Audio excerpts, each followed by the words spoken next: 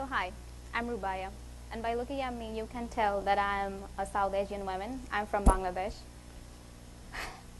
and I have brown eyes, black hair, even though I dyed it and made it brown, but naturally I do have black hair.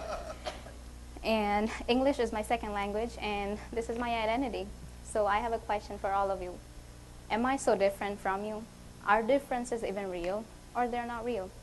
My answer to that question is it is both. It is real and it is not. And this is a true contradiction. So,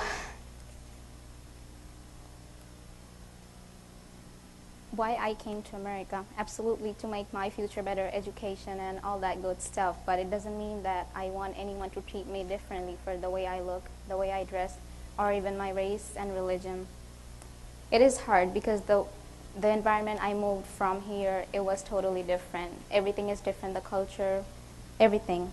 And when people treat me differently while I'm struggling to get involved in the society, struggling, and they make me feel left out and keep telling me that I'm not enough, it hurts.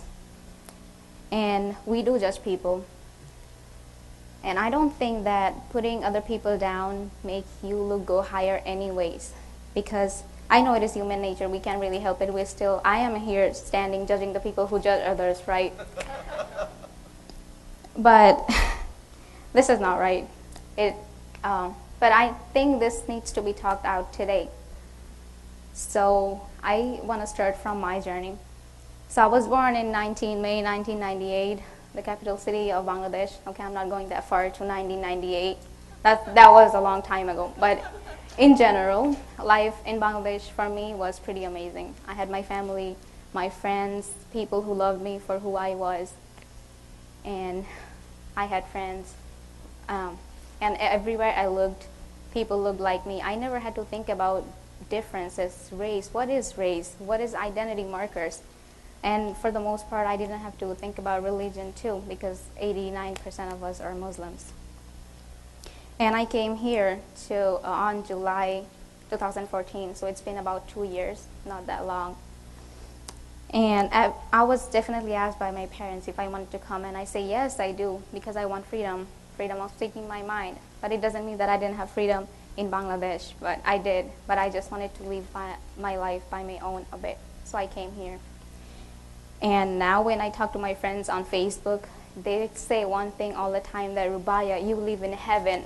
And I'm just like, how is that even possible without dying? Like living in heaven in this earth, this is not possible. For that's how they see me here, because that's all we have been seeing in media, movies, that America is a place of money, passion, respect.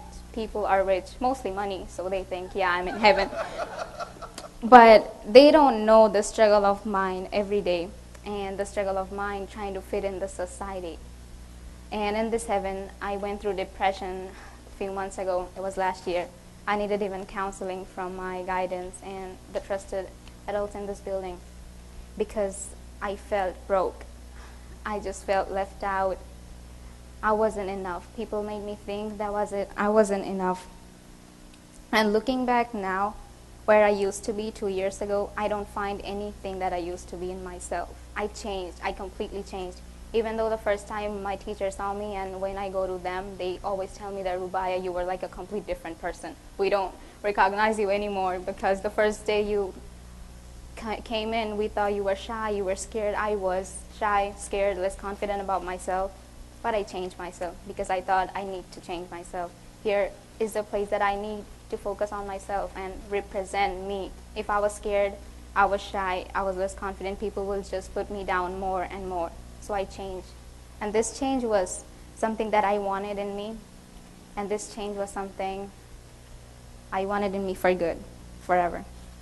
But still there are people who make me feel I wasn't enough. Still, I'm trying here so hard to fit myself in, and they're putting me down and down over and over again.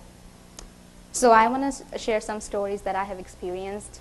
It's not only the stories happen to me, because stories are happening to us every day, every single day, because these are like some of them. So a few weeks ago, I was supposed to work in groups in my chemistry class, and I was paired up with a girl, and I was asking her to check my math if I was right, because we supposed to work in a group. So I asked her that, did you get the same answer? She didn't look at me. She was on her phone. So I thought, okay, she probably didn't heard me.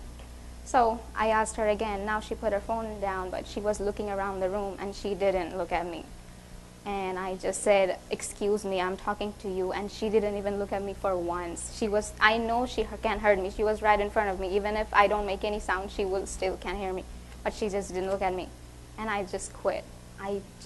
That silence from her was just enough to ruin my day. You know, there are some times when people just don't say anything, but the silence speaks 1,000 things. You don't know if they're trying to be rude or they're just this way, but they're just silent. And that created a million questions in my mind.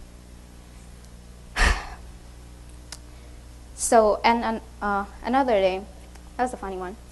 So we were practicing skits for a presentation that we do in other schools for bullying. And we were reading through the skits, so I went to the easiest part that I pronounced wrong, and the whole class laughed at me. All the people in the room laughed at me, even the teacher. And for the first 4 seconds, I didn't even know they were laughing at me for my pronunciation. So I asked my friend that, why are they laughing? What did I do wrong? And she goes like, oh, Rubaiya, the easies was so funny.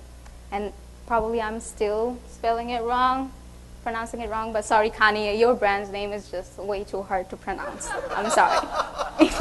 I'm never gonna get it. So, but yeah, they were laughing at me, and I started laughing too because I didn't want to feel embarrassed at that time because everybody is laughing at me, and I was just like, okay, they were laughing, but inside of me, I felt like crying. Like this was the first time that I ever felt that my pronunciation was really bad. Even the teacher said right away that you can't do this. Like she decided for me that I cannot do this. She said, do the presentation and switch the skit to another person. I just felt left out. But I did it because I wanted to do it, and we switched the word. I didn't let her to switch me. I switched the word. So, and the saddest part is, in this past 2 years, I only have one friend.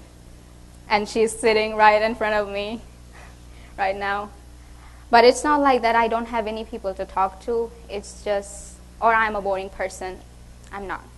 But I have a lot of people to talk to in this building, but it's not like if I feel bad or they're not like my best friend, as you say. But they will always help me if I need any help, anytime.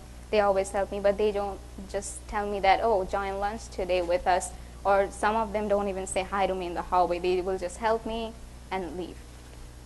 And in my American Studies class, the whole class is a squad. Like they always talk, and the teachers say, oh, like no matter where we move, you guys, you will just talk anyways.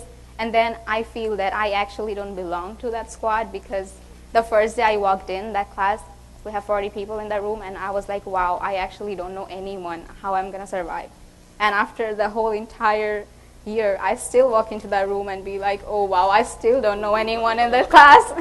Because they would just talk to me, but the next day, like the next semester, we switch seats, we never talk again.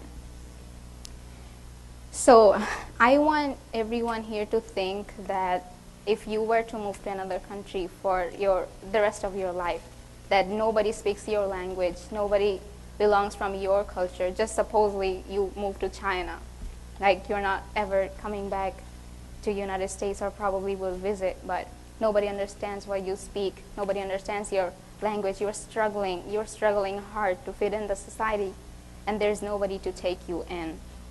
They don't understand. They make you feel bad about yourself. They keep telling you can't do this, you can't do this. How would that make you feel like? So my question is still the same, that am I so different? How do you even define differences? Because I don't see myself different. Under this brown skin, I have the same blood running through my veins. The same God made me, the same God made you too. Then who gave you the right to define me as you want to? How do you treat me poorly because of the way I look? And I didn't choose to look like this, and nobody else did. The way you look is just the way God chose you, and the way I look, I didn't choose it. And if I were to, I would choose it over and over again because I'm not ashamed of myself and who I am today. So these are the separation we have made in the society. These are the identity markers, the labels that we have put on to everyone to define others. But we never see the similarities that are the similarities that is the one key that connects all of us, that unites us, is just the one thing, is being human. We're all human, you, me, as the same thing. Because there are 7 billion people in this world. How would you define these 7 million stories? The 7 billion differences? You don't. The one thing unites us is just being human. So in Bangladesh, it is being the same in different ways. But in America, it is the differences that make us unite. Love is our religion, and humanity is our race. Let's not define anyone by their identity labels. Let's treat everyone as we want to be treated, and allow yourself to be the change first, and it should be today. Thank you.